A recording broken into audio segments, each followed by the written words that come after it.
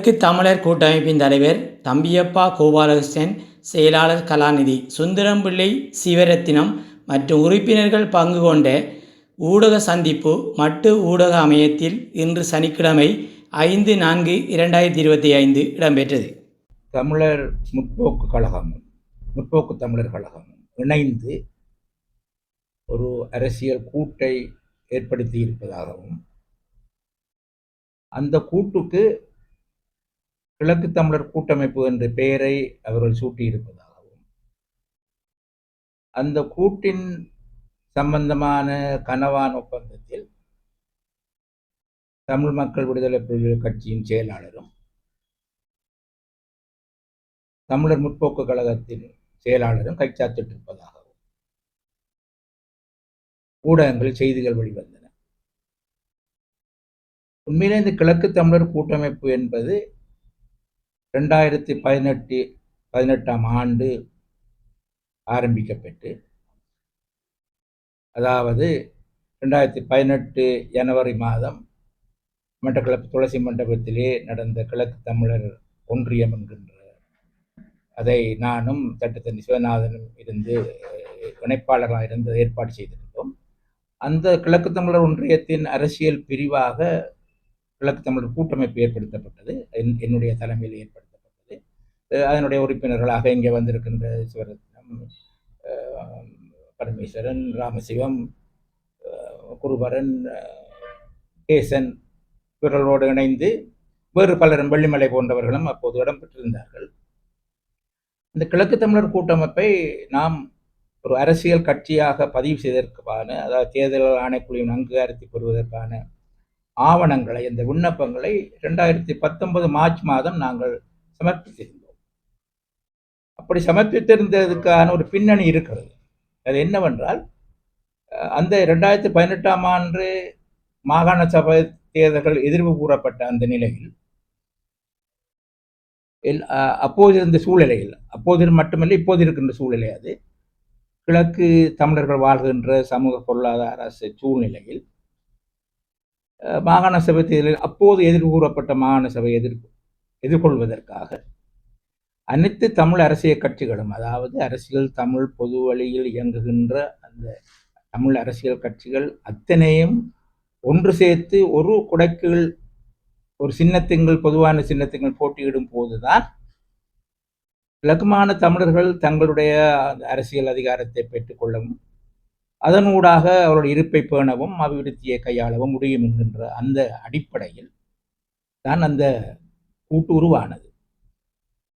நாங்கள் தனித்தனியாக, முதல் கட்டமாக தனித்தனியாக அனைத்து தமிழ் அரசியல் கட்சிகளையும் கண்டு இது சம்பந்தமாக பேசினோம். 2ஆம் கட்டமாக அனைத்து தமிழ் அரசியல் கட்சிகளையும் நாங்கள் களுவாஞ்சிக்குடியிலே, நான் நினைக்கிறேன் 2018ஆம் ஆண்டு ஆகஸ்ட் மாதம் அந்த கூட்டம் கூட்டி, அந்த கூட்டத்திலே எடுத்த முடிவின் பிரகாரம், அந்த கூட்டத்திலே நாங்கள் எடுத்த முடிவு என்னவென்றால், அந்த கட்சிகள் இணைவதற்கான, உண்மையிலேயே அனைத்து அரசியல் கட்சிகளையும் ஒன்று சேர்த்து இணைவதற்கான ஒரு பொறிமுறை, ஒரு புரிந்துணர்வு ஒப்பந்த மூலமாகத்தான் சாத்தியம். ஆகவே அத்தை ஒரு புரிந்துணர்வு ஒப்பந்தை தயாரித்து அதனூடாக அனைவரும் ஏவதென்ற அந்த முடிவின்படி அந்த புரிந்துணர்வு ஒப்பந்தின் நகலை தயாரித்து நாங்கள் அனைத்து அரசியல் கட்சிகளுக்கும் அனுப்பியிருந்தோம். அதிலே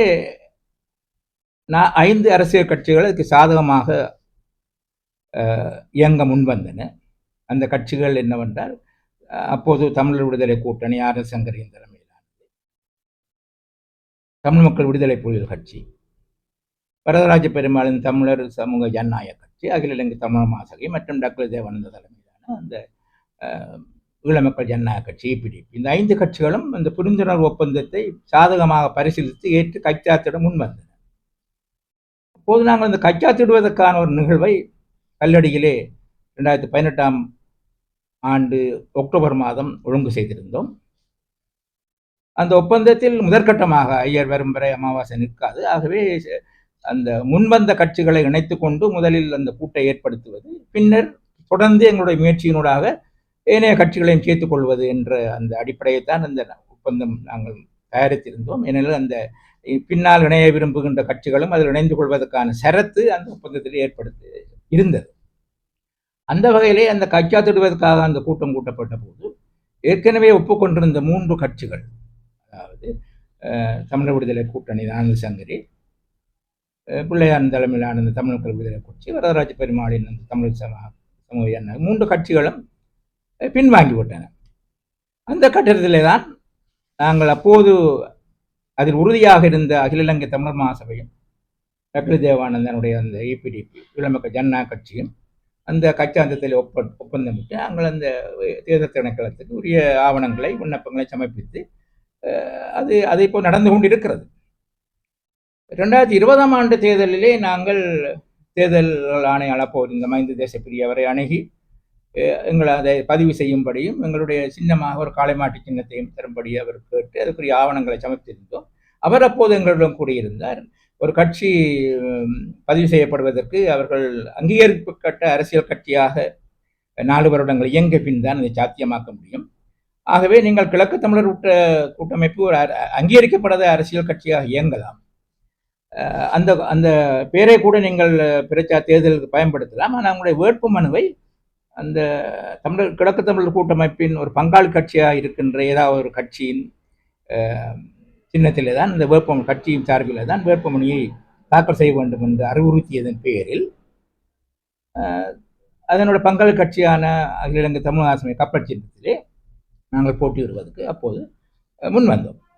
ஆகவே 2019ஆம் ஆண்டில் இருந்தே கிழக்கு தமிழர் கூட்டமைப்பு ஒரு அங்கீகரிக்கப்பட்ட அரசியல் கட்சியாக இயங்கி வருகிறது. மட்டுமல்லாமல் 2020ஆம் ஆண்டு தேர்தலிலே நாங்கள் அது சம்பந்தமான அறிக்கைகளை, பத்திரிகை அறிக்கைகளை எல்லாம் நாங்கள் கொடுத்திருந்தோம்.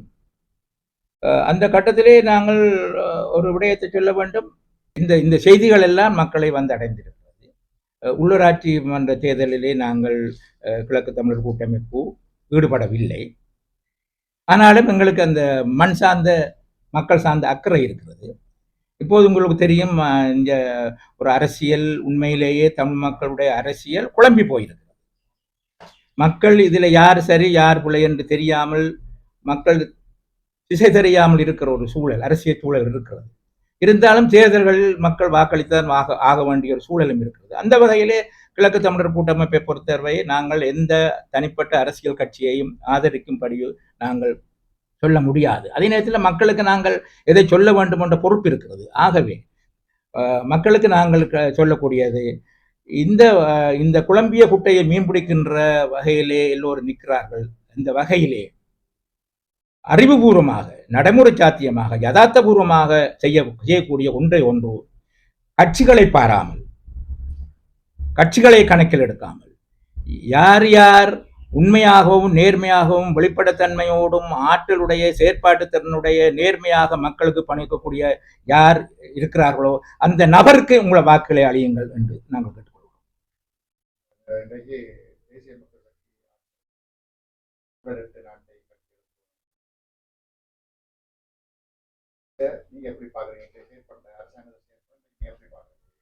ஏற்கனவே நான் கூறின பதில் தான் இது பதில். அதாவது பொதுவாகவே நாங்கள் சொல்லியிருக்கிறோம், கட்சிகள் எதையும், அது அரசாங்க கட்சிகளாக இருக்கலாம், அல்ல அரசாங்கத்துக்கு எதிரான கட்சிகளும் வேறு கட்சி.